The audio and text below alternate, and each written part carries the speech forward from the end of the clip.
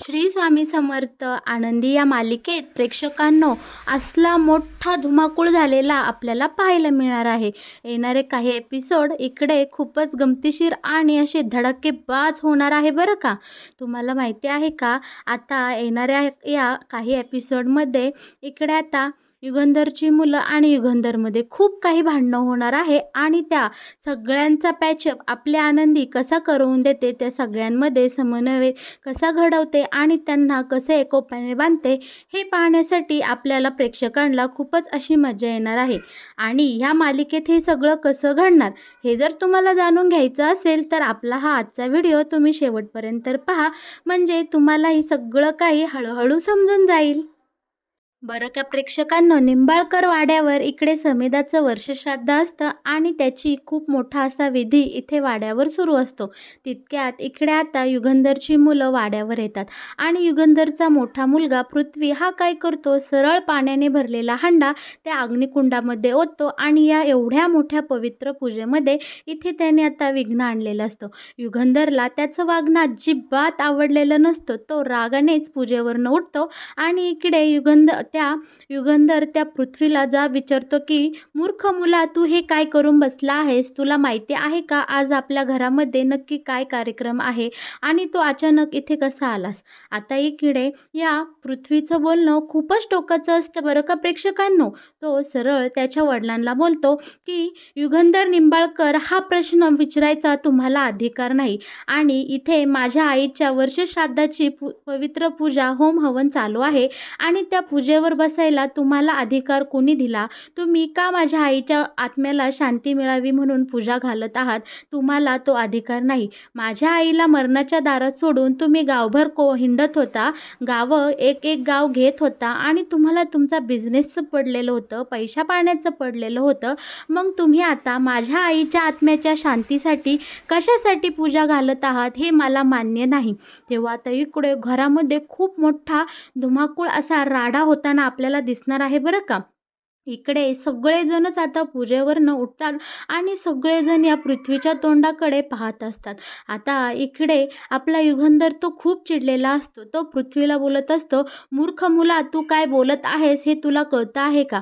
तेव्हा आता हा पृथ्वी बोलतो, हो, मला चांगलंच कळत आहे मी कुणाशी आणि कोणत्या भाषेमध्ये बोलत आहेत. तुम्हाला आमचा बाप म्हणून घ्यायची सुद्धा आम्हाला लाज वाटत आहे. त्यामुळे तुम्ही तर आम्हाला सांगूच नका की तू कसं बोलायचं आणि कसं वागायचं. तेव्हा आता इकडे शिल्पाई बोलते, अरे बाळा, तुझं काय चाललंय? आणि माई बोलतात, पृथ्वी, इतक्या दिवसांनी तू घरी आला आहेस आणि हे काय रे बाळा तुझं वागणं? आज तुझ्या आईच्या वर्षश्राद्धाची पवित्र पूजा चालू आहे आणि तू खुशाल त्या होम हवनामध्ये पाणी आणून ओतलंस. तेव्हा आता इकडे पृथ्वी बोलू लागतो, आजी, तू म्हणणे एकदम खरं आहे, पण माई, तुम्हाला माहिती आहे ना की ह्या युगंधर निंबाळकर माझ्या आईसोबत कसे वागले होते आणि मला माझ्या आईच्या या पवित्र होम हवनामध्ये व्यत्यय आणण्याचा मला खूप वाईट वाटत आहे. पण चुकीच्या माणसाच्या हातून पूजा करून घेण्यापेक्षा तो होम हवन नाही झालेला बरा. इकडे युगंधरच्या मनामध्ये आणि या पृथ्वीच्या मनामध्ये एकमेकांविषयी खूपच असे राग, क्लेश, द्वेष पाहायला आपल्याला मिळणार आहे. आता इकडे हा युगंधर बोलत असतो, पृथ्वी, इतक्या दिवसातून घरी आला आहे आणि तुला काय म्हणायचं आहे? तेव्हा आता इकडे हा पृथ्वी बोलू लागलेला असतो, म्हणजे तुम्हाला काय वाटतं आम्ही घरात यावं नाही? आम्हाला इतके वर्ष हॉस्टेलमध्ये ठेवलं आणि तुम्ही इथं चांगली मजा मारत होतात माझ्या आईच्या प्रॉपर्टीवर आणि तुम्ही मला सांगताय का तू इथं काय करतोस? आणि हो, तुमची तर लायकीच नाही आहे तुम्हाला मी बाबा म्हणण्याची, तरीसुद्धा मी तुम्हाला बजावून सांगतो की माझ्या आईचा वर्षश्राद्धाचं होम हवन तुम्ही करायचं नाही. आणि हो, मिस्टर युगंधर निंबाळकर, तुम्हाला माहिती आहे का माझं नाव पृथ्वी आहे? ही कोण आहे माहिती आहे का? ही तुमची मुलगी मिताली. तिचं वय काय आहे? ती कोणत्या कोणत्या वर्गात शिकते आणि ती आता सध्या तिच्या आयुष्यात काय करते? ह्याची तुम्हाला कल्पना तरी आहे का हो? मिस्टर युगंधर निंबाळकर, आज ही मुलगी इतकी लहानाची मोठी झाली आणि अंधारात रात्रीचे अभ्यास सुटल्यानंतर, पेपर सुटल्यानंतर जेव्हा ती रात्रीची, अपरात्रीची घरी येते, तेव्हा तिची काळजी घेण्याची जबाबदारी कुणाची आहे? एका बापाची आहे ना. पण तुम्ही ती जबाबदारी कधी पार पाडलीच? तिचा बाप मी झालो आहे वेळप्रसंगी आणि तिची काळजीसुद्धा मी घेतली आहे. विचारा मिथालीला. आणि हा तुमचा दुसरा मुलगा प्रांजल. तुम्हाला जेव्हा प्रांजलचा ॲक्सिडेंट झाला आणि आम्ही तुम्हाला फोन करून कळवलं, तुम्ही काय केलं हो त्याच्यासाठी? तुम्ही फक्त पैसे पाठवून दिले. पण त्याच्या पायाला किती लागलं होतं, त्याला काय झालं होतं, या सगळ्याची चौकशी करायला सुद्धा तुम्ही मुंबईला आले नाही का? असं का वागले तुम्ही? आता इकडे प्रांजलसुद्धा बोलू लागतो, हो बरोबर बोलतोय दादा. त्यावेळी दादाच माझी आई झाली आणि तोच माझा बाबा झाला. आजवर आमचं जे काही केलं ते सगळं आमच्या या भावाने, ह्या पृथ्वीदादानेच केलेलं आहे. तेव्हा आता शिल्पा बोलते, तुम्ही सगळेजण आता गप्प होता का? आपल्या घरामध्ये काय कार्यक्रम चालू आहे आणि तुम्हा सगळ्यांचं काय चाललंय? तेव्हा आता इकडे युगंधरही बोलू लागतो, हे बघा मुंबईला राहायचं की नाही हा सर्वस्व तुमचा निर्णय होता. माझ्या पैशाच्या जोरावर तुम्ही तिकडे मुंबईला राहता, ऐशोआरामात राहता आणि तू मलाच इकडे जा विचारायला आला आहेस का रे? तुला त्यातली काही अक्कल तरी आहे का? मी इथे कमवतो आणि मी तुम्हाला पैसे पाठवतो, तेव्हा तुम्ही तिकडे जाऊन तिकडे तुमच्या जोरावर, माझ्या पैशाच्या जोरावर मजा हजा करता आणि तू मला इथं आज जा विचारायला आणि ज्ञान द्यायला आला आहेस का? चालता हो इथून. तेव्हा आता इकडे पृथ्वीला ह्या त्यांच्या बाबाच्या बोलण्याचा खूप राग आलेला असतो. तो डिरेक्ट मोठ्या आवाजात इकडे युगंधरला बोलतो की, मिस्टर युगंधर निंबाळकर, तुमचा पैसा माय फूट. कसला तुमचा पैसा? ही जी काही प्रॉपर्टी आहे ती आमची आई समिदाची आहे. माझ्या आईने तुमच्या पडत्या काळात तुम्हाला पैसे दिले आणि त्या पैशाच्या जोरावरच तुम्ही एवढी मोठी प्रॉपर्टी, हा डोलारा उभा केला आहे आणि यात कसला आलाय तुमचा पैसा? माझी आई तुमच्या आयुष्यात नसती तर तुम्हीसुद्धा इथे तिथे गरिबागत, भिकाऱ्यागत फिरत होता. हे तुम्ही आता विसरू नका. या प्रॉपर्टीवर तुमच्यापेक्षा सगळ्यात जास्त अधिकार आम्हा तिघा भावंडाचा आहे, कारण आम्ही अस्मिताची मुलं आहोत. आता इकडे मालोक साहेबांना जास्तच राग आलेला असतो, कारण याच्या बोलण्याची पातळी बरीच घसरत चाललेली असती. पण या सगळ्याचा फायदा मात्र हा आपला विद्याधर चांगलाच घेत असतो बरं का. विद्याधर हळूहळू आगीमध्ये तेल ओतायचं काम करत असतो.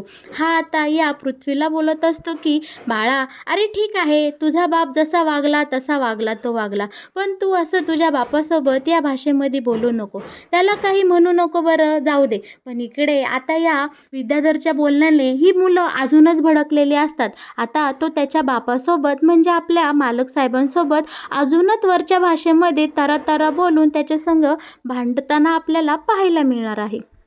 बरं का प्रेक्षकांनो, आता हा जो पृथ्वी असतो ना, तो डायरेक्ट मालक साहेबांवर असा आरोप करतो की, माझी आई अस्मिता जेव्हा मृत्यूच्या दारात होते, ती कॅन्सरसोबत झुंजत होते, ती तिच्या आयुष्यातले शेवटचे काही क्षण जेव्हा मोजत होते, तेव्हा तुम्ही कुठे होता हो? जेव्हा तिला तुमची गरज होती, ती तुमची चातकागत वाट पाहत होती, तेव्हा मालक साहेब युगंधर निंबाळकर तुम्ही कुठे होतात?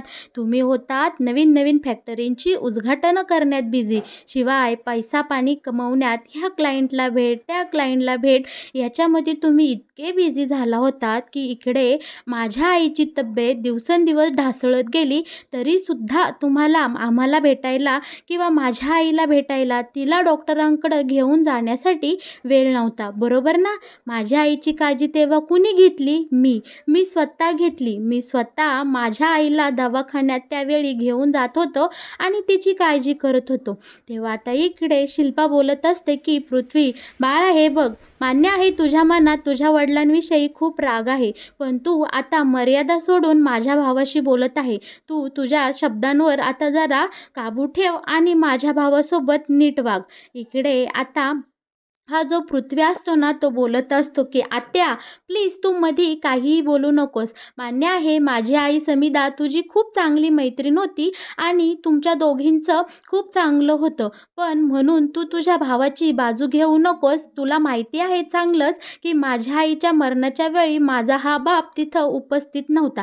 ह्याला बाप म्हणायची सुद्धा मला आता लाज वाटत आहे." इकडे पृथ्वी मात्र कोणाचंही ऐकून घेण्याच्या मनस्थितीत नसतो. आता इकडे मालक साहेबांना खूप राग आलेला असतो बरं का.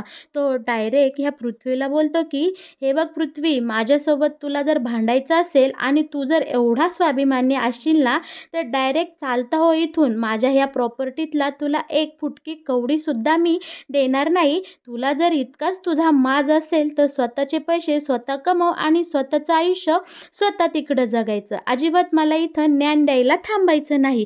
आता या दोघांच्या भांडणाचा जो सूर असतो ना प्रेक्षकांनो, इतका टोकाला गेलेला असतो, इतका टोकाला गेलेला असतो ना, ही दोघं डायरेक्ट एकमेकांसोबत अशी समोरासमोर झटापटी करायला लागलेली असतात. आपल्या युगंधरने तर डायरेक्ट तिथं असलेली चप्पल उचलून ह्या पृथ्वीला अशी फेकून मारलेली असते. पृथ्वी पटकन खाली वागतो आणि ती चप्पल चुकवतो म्हणून वाचला. नाहीतर पृथ्वीला चांगल्याच चपलेचा मार आता इकडे युगंधरकडनं मिळालेला आपल्याला पाहायला भेटला असता. पण असं काही होत नाही बरं का. आता या दोघांच्या वादात इकडे आनंदी खूप घाबरलेली असते. आनंदीला नक्की काय होतंय, काय नाही ह्याचा अंदाजही लागत नसतो. पण आपला हा विद्याधर असतो ना, तो बरोबर आनंदीच्या शेजारी जाऊन तिला हळूहळू, हळूहळू टॉर्चर करत असतो. बोलत असतो, "आनंदी, बरं झालं बरं का तुला डोळे नाही. नाहीतर हा एवढा मोठा तमाशा तुला तुझ्या उघड्या डोळ्यांनी पाहायला लागला असता. इथं खूप मोठा राडा झालेला आहे. आज तुझी सावत्र मुलं तुझ्या नवऱ्याला भेटण्यासाठी आलेली आहे एवढ्या मोठ्या शुभमुहूर्तावर." इकडे विद्याधरसुद्धा त्याच्या तोंडाला जे काही येईल ते सगळं इथे बोलून बरं टाकत असतो. आनंदी खूप घाबरलेली असती, पण ती तोंडातून एक शब्दही काढत नाही. आता या दोघांचा वाद मिटवण्यासाठी माई स्वतःहून पुढे येते आणि माई या सगळ्यांना म्हणते, की "तुम्ही आता जरा शांत बसता का दोघेही जण? पृथ्वी, आज माझ्या मुलीचं इथं वर्षश्राद्ध आहे आणि तुमचं काहीतरी अतीत चाललेलं आहे." आता आणि इकडे पृथ्वीला माई समजून सांगत असते, की "तुझ्या वडिलांनी आमची किती काळजी घेतली. आमची मुलगी गेल्यानंतर आम्हाला आई-वडिलांचा मान दिला आणि युगंधरने आमची खूप काळजी घेतली." आता इकडे बाबाही सांगू लागतात, "हे बघ, अस्मितावर युगंधरचं किती प्रेम होतं ना, ते आम्ही आमच्या उघड्या डोळ्यांनी पाहिलेलं आहे. पृथ्वी, त्यामुळं तू तुझ्या तोंडाला येईन असं तू काही इथं बोलू नकोस आणि उगाचच आजच्या दिवशी तू उगाचच हा तमाशा जो मांडला आहे तो आता थांबव." यावर सुद्धा पृथ्वीचं म्हणणे असतं, की हा युगंधर निंबाळकर किती खालच्या पातळीचा आहे हे या संपूर्ण लोकांसमोरून थांबण्यासाठी, त्यांना त्याचं खरं रूप कळू नये म्हणूनच त्यांनी तुम्हाला तुमच्या घरामध्ये जागा दिली, त्याच्या घरामध्ये जागा दिली आणि आईवडिलांचा मान देऊन इथे तुम्हाला त्याने सांभाळलं आहे.